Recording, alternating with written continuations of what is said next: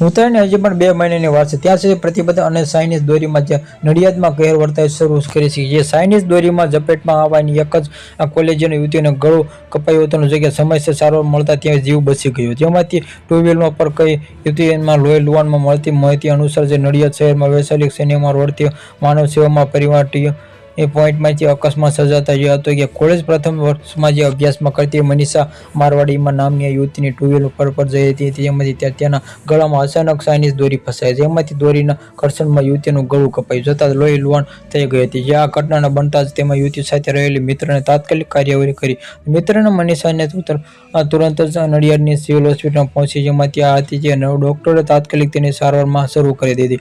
જે સર્જનશીલ એમાં યુવતીને જીવ બચી ગયો હતો. જે પિતાએ કડક કાર્યવાહી પણ માંગ કરી.